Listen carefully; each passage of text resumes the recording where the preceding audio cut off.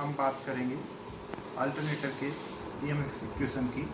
पिछले 2 वीडियोज़ में हमने देखा कि किस तरह से अल्टरनेटर वर्क करता है, उसके कौन कौन से पार्ट्स होते हैं, और हमने अल्टरनेटर के 2 फैक्टर्स भी देखे हैं, डिस्ट्रीब्यूशन फैक्टर और पिच फैक्टर। अल्टरनेटर के आर्मेचर की जो वाइंडिंग होती है वो डिस्ट्रीब्यूटेड वाइंडिंग होती है, इस वजह से उसका एक डिस्ट्रीब्यूशन फैक्टर होता है जो लेस देन यूनिटी होता है। इसी प्रकार से आर्मेचर की जो बाइंडिंग होती है वो शॉर्ट पिच बाइंडिंग होती है, इस वजह से उसके पिच फैक्टर भी आता है, इसकी वैल्यू भी लेस देन यूनिटी आती है। इन दोनों फैक्टर्स को हमने डेराइव किया है। आज हम बात करने जा रहे हैं अल्टरनेटर अब ईएमएफ कैसे जनरेट करता है, कितना ईएमएफ वो जनरेट करता है। अल्टरनेटर एक पर्टिकुलर फार्मूले से जो ईएमएफ जनरेट करता है उसे अल्टरनेटर की ईएमएफ इक्वेशन कहा जाता है। तो इस वीडियो में हम देखेंगे कि किस प्रकार से अल्टरनेटर ईएमएफ जनरेट करता है और कितना ईएमएफ जनरेट करता है। तो ये बहुत महत्वपूर्ण टॉपिक है। इसके बाद हम ये भी देखेंगे कि अल्टरनेटर का जो सर्किट किस तरह का होता है, उसके आर्मेचर का उसकी फील्ड का किस तरह का सर्किट होता है, और उस फील्ड सर्किट में आर्मेचर सर्किट में कौन कौन से पैरामीटर्स होते हैं, और उन पैरामीटर्स के आधार पर हम उसका फेजर डायग्राम ड्रॉ करेंगे। और उसका आगे हम बहुत सारी चीज़ें पढ़ने वाले हैं, open circuit test, short circuit test. तो फिलहाल इस वीडियो में हम देखेंगे कि अल्टरनेटर की ईएमएफ इक्वेशन और उसका सर्किट डायग्राम। ओके, आज हम ड्राइव करेंगे ईएमएफ इक्वेशन ऑफ अल्टरनेटर। तो अल्टरनेटर की ईएमएफ इक्वेशन डेराइव करने से पहले हम उसके पैरामीटर्स देखेंगे और किन किन सिंबल्स के द्वारा उनकी क्वांटिटीज़ को रिप्रेजेंट किया जाता है। तो सबसे पहली जो क्वांटिटी है वो है जेड। जेड को number of turns in series पर फेज होते हैं, और ये नंबर ऑफ कंडक्टर्स होते हैं पर फेज, सॉरी। और इसको जेड इक्वल टू 2t कह सकते हैं, where t is the number of turns.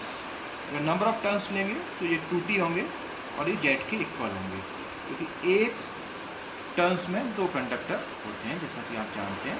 इसके बाद अगला पैरामीटर होता है p यानी कि नंबर ऑफ पोल्स। उसके बाद अगला पैरामीटर होगा वो होगा एफ को हम फ्रीक्वेंसी कहते हैं, जो इंड्यूस्ड ईएमएफ की फ्रीक्वेंसी होती है हर्ट्स में, उसको एफ के द्वारा रिप्रेजेंट करेंगे। इसके बाद फाई क्या होता है, फ्लक्स पर पोल, यानी आर्मेचर के एक पोल में कितना फ्लक्स जनरेट हो रहा है उसको फाई के द्वारा व्यक्त करेंगे, इसकी यूनिट वेबर होती है। अगली जो फैक्टर है वो है हमारा डिस्ट्रीब्यूशन फैक्टर, जिसका हम डिटेल पिछले वीडियो में डिस्कस कर चुके हैं। इसी प्रकार से अगला फैक्टर आता है, उसको बोलते हैं हम पिच फैक्टर। इस शॉर्ट पिच कॉइल होने की वजह से पिच फैक्टर यूनिटी से कम आता है। अगला एक और फैक्टर होता है फॉर्म फैक्टर, और साइनसॉइडल वेव के लिए इसका मान, जो फॉर्म फैक्टर का मान है वो 1.11 होता है। एक और महत्वपूर्ण पैरामीटर इसका वो है speed of rotor in RPM, यानी रेवोल्यूशंस पर मिनट में स्पीड, जिसे हम कैपिटल एन के द्वारा व्यक्त करते हैं। ये रोटर की स्पीड होती है कि रोटर जिस स्पीड पर मूव करता है, रोटेशन करता है, तो 1 मिनट में जितने रेवोल्यूशंस कंप्लीट करता है उसे आरपीएम कहते हैं। तो इसको कैपिटल एन के द्वारा व्यक्त करते हैं। अब यहाँ पर एक चीज़ और देखने वाली बात है कि इन 1 revolution of rotor, that is 60/n second, each stator conductor cut by A flux of 5 A1, यानी कि जो एक रोटर है वो एक रेवोल्यूशन पूरे करने में कितने समय लेगा, 60/n, क्योंकि n सेकेंड में वो 60 रेवोल्यूशंस पूरे कर रहा है, 60 सेकेंड्स में n रेवोल्यूशन पूरे कर रहा है, तो एक रेवोल्यूशन पूरे करने में उसको 60/n सेकेंड का समय लगेगा, और इस समय वो कितना फ्लक्स कट करेगा, 5 वेबर का फ्लक्स कट करेगा। अब हम निकालना चाहेंगे इसकी average value of induce EMF. तो जैसा कि आपको मालूम है d∅/dt, इस फॉर्मूले से हम ईएमएफ की वैल्यू निकालते हैं। तो d∅ यानी चेंज इन फ्लक्स यहाँ पर कितना होगा, phi × p। phi क्या है, प्रति पोल फ्लक्स का मान, और यहाँ पर प्रत्येक पोल पर कितना फ्लक्स है, 5 फ्लक्स है, तो टोटल जो फ्लक्स में चेंज आ रहा है वो कितना हो जाएगा, phi × p। इसी प्रकार से dt यानी इसमें कितना समय लगा है, तो एक रेवोल्यूशन में कितना समय लगता है, मैंने पहले ही बताया आपको 60/n, तो dt इक्वल टू हो जाएगा 60/n। इसके बाद हम इसका देखेंगे एवरेज ईएमएफ इंड्यूस्ड पर कंडक्टर, एक कंडक्टर पर कितना ईएमएफ इंड्यूस हो रहा है, तो d∅/dt वही हमारा फार्मूला होगा, और उसी फार्मूले से हम इसको रिप्रेजेंट करेंगे। तो d∅ की जगह हम लिखेंगे 5p और dt की जगह हम लिखेंगे 60n। तो ये रिजल्ट आएगा वो क्या आएगा, 5pn/60 वोल्ट। अब देखिए n जो स्पीड का फार्मूला होता है, हमें मालूम सिंक्रोनस स्पीड होती है, उसका फार्मूला क्या होता है, 120f/p। जब ये ऊपर वाले फार्मूले में इसका वैल्यू पुट करेंगे तो it will come out 2F5, तो ये कितना आएगा 2F5 आएगा। देखिए ये जो आपका आ रहा है 2F5 ये वाला इसका आएगा। फिर एवरेज, ये एक कंडक्टर के लिए है एवरेज वैल्यू। ऐसे हमारे कितने कंडक्टर्स हैं, जेड कंडक्टर्स हैं, या टर्न्स की बात करें तो कितने टर्न्स हैं, 2T टर्न्स हैं। तो सारे कंडक्टर्स के लिए हम निकालें 2T कंडक्टर्स हैं हमारे, नंबर ऑफ टर्न्स अगर T हैं तो 2F5 इंटू 2T, तो जो एवरेज वैल्यू आई वो कितनी आएगी 4F5T। ये तो रही हमारी एवरेज वैल्यू। अब हम इसकी आरएमएस वैल्यू फाइंड करना चाहते हैं। तो आरएमएस वैल्यू फाइंड करने का तरीका क्या होता है कि उसमें फॉर्म फैक्टर का मल्टीप्लाई करते हैं। तो फॉर्म फैक्टर कितना है 1.11, तो उसमें जब 1.11 का मल्टीप्लाई करेंगे तो आरएमएस वैल्यू ऑफ ईएमएफ पर फेज जो हमारा आएगा वो आएगा 4.44F5T। इसी तरह से शॉर्ट पिच कॉइल है हमारी और डिस्ट्रीब्यूटेड कॉइल है, तो इसमें हम KD और KP की वैल्यू को यहाँ पे पुट करेंगे।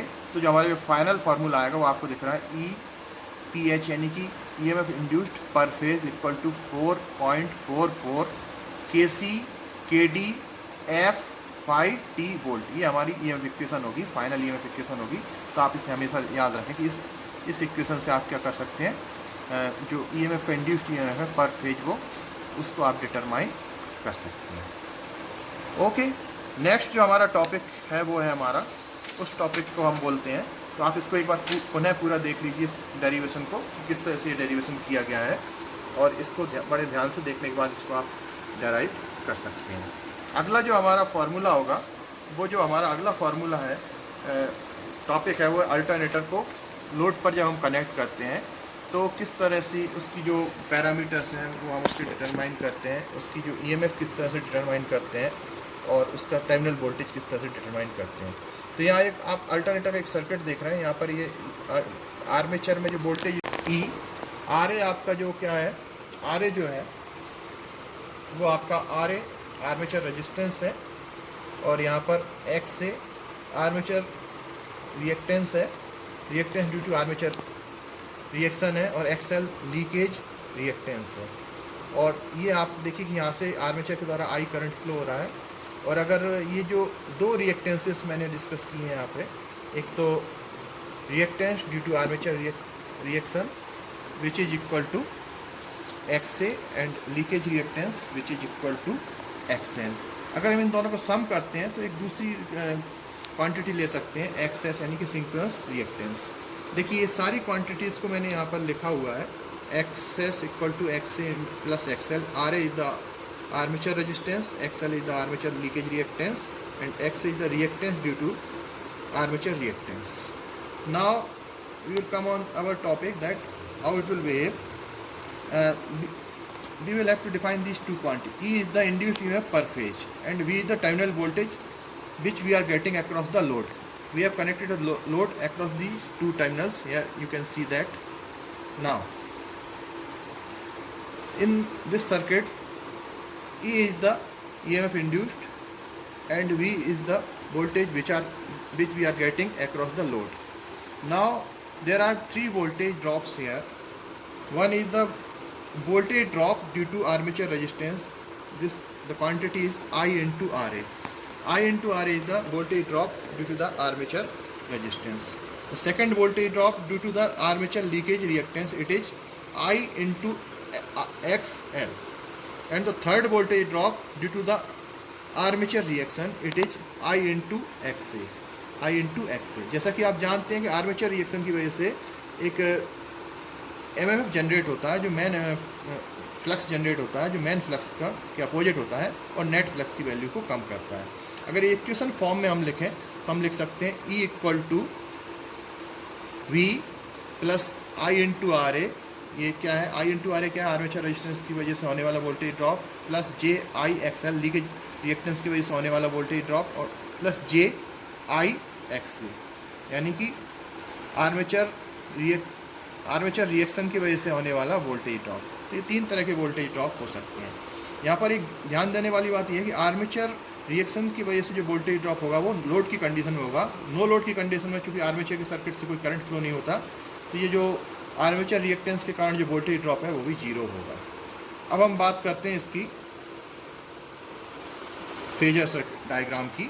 तो आप यहाँ देखिए, इसका फेजर डायग्राम देखें अगर आप, तो यहाँ पर आपको ये जो एक फेज़र दिखाई दे रहा है, ये बेसिकली फेज़र है जिसको हम बोलते हैं, यहाँ पर सबसे पहले मैं ईएमएफ की बात करूँ तो ये नो लोड ईएमएफ यहाँ जो है, ये सबसे बड़ा फेजर दिखाई दे रहा है, वो ईओ के द्वारा व्यक्त कर रहे हैं, नो लोड ईएमएफ। ई जो है वो है लोड इंड्यूस्ड ईएमएफ, लोड के across load induced EMF. It is induced EMF after allowing for armature reaction. देखिए जनरली दो तरह की ईएमएफ की हम यहाँ डिस्कशन कर रहे हैं। एक ईएमएफ है वो हमारा ईओ यानी कि नो लोड ईएमएफ। ये ईएमएफ तब है जब हम अल्टरनेटर को नो लोड पे रखते हैं तो हमें जो ईएमएफ मिल रहा है वो कितना है, ईओ के इक्वल है, इसकी निश्चित रूप से क्वांटिटी ज़्यादा है। और जब हम अल्टरनेटर को लोड पर कनेक्ट कर देते हैं तो हमारा ईएमएफ कम हो जाता है। कितना कम होता है? क्योंकि आर्मेचर रेजिस्टेंस की वजह से उसमें वोल्टेज ड्रॉप होने लगता है, जिसकी वजह से उसका ईएमएफ कम हो जाता है। तो यहाँ पर आप अगर देखें तो ये जो एक क्वांटिटी दिखाई दे रही है वो आपको आई क्वांटिटी है। इस आई क्वांटिटी को आप देखें, और इस आई क्वांटिटी यानी करंट है, और ये ई यानी ईएमएफ है। तो ईएमएफ हो गया। यहाँ पर आप देखिए कि ये जो वैल्यू आपको दिखाई दे रही है वो है I into R A, I into R A. तो आई इंटू आर ए क्या है? ये वोल्टेज ड्रॉप है आर्मेचर रेजिस्टेंस की वजह से। यहाँ पर आपको एक चीज़ और देखना कि ये जो वोल्टेज का वेक्टर, तो ये जो हम वेक्टर डायग्राम डिस्कस कर रहे हैं यूनिटी पावर फैक्टर का वेक्टर डायग्राम है। ये जो टर्मिनल वोल्टेज वी का वेक्टर है और इसी के साथ कंसाइंड होकर करंट आई का वेक्टर है। तो ये जो वेक्टर आ रहा है इसमें आपको ये फेज़र वी ईओ फेज़र है, नो लोड का ईएमएफ और लोड का ईएमएफ, ये दोनों वेक्टर आपको दिखाई दे रहा है। यहाँ पर ये तीन वोल्टेज ड्रॉप देख रहे हैं आप, आई इंटू आर ए, पहले भी डिस्कस कर चुका हूँ मैं, आर्मेचर रेजिस्टेंस का वोल्टेज ड्रॉप, और इसके परपेंडिकुलर दो वोल्टेज ड्रॉप आप देखें, आई एक्स यानी लीकेज रिएक्टेंस की वजह से वोल्टेज ड्रॉप, और एक और आई इंटू एक्स यानी कि आर्मेचर रिएक्शन की वजह से होने वाला वोल्टेज ड्रॉप। तो इस प्रकार से यहाँ पर हमारा यूनिटी पावर फैक्टर का वेक्टर डायग्राम है। और इसी वेक्टर डायग्राम को हम चाहे तो इस तरह से दूसरा वेक्टर डायग्राम ड्रॉ कर सकते हैं। तो आप ये देखें कि ये आपका वोल्टेज का वेक्टर होगा, और लैगिंग पावर फैक्टर पर वेक्टर डायग्राम ड्रॉ करते हैं। तो ये जो वाला वेक्टर है वो करंट का वेक्टर होगा, ये वोल्टेज वी का वेक्टर है, और ये करंट आई का वेक्टर होगा। और आप देखिए कि अब ये जो आपका इसके पैरेलल में एक और जो वेक्टर आएगा उसको हम बोलेंगे आई इंटू आर ए वेक्टर, यानी आर्मेचर रेजिस्टेंस की वजह से होने वाला वोल्टेज ड्रॉप। इसके परपेंडिकुलर दो वेक्टर्स आएंगे, एक वेक्टर को हम बोलेंगे आई इंटू एक्स एल, और इसके बाद जो वेक्टर आएगा उसको बोलेंगे आई इंटू एक्स एल। तो यहाँ पर देखिए कि आप ये वी वेक्टर है। अब आप यहाँ देखिए कि ये जो वेक्टर आएगा इसको हम ई वेक्टर बोलेंगे, और इसी तरह से जो वेक्टर ये बड़ा वेक्टर आएगा इसको हम ई ओ वेक्टर बोलेंगे, यानी नो लोड का वेक्टर और ये वाला वेक्टर। तो इस तरह से हम इसको समझ सकते हैं। और ये जो एंगल होगा वो फाई होगा। तो ये वेक्टर डायग्राम ऑन लोड होगा।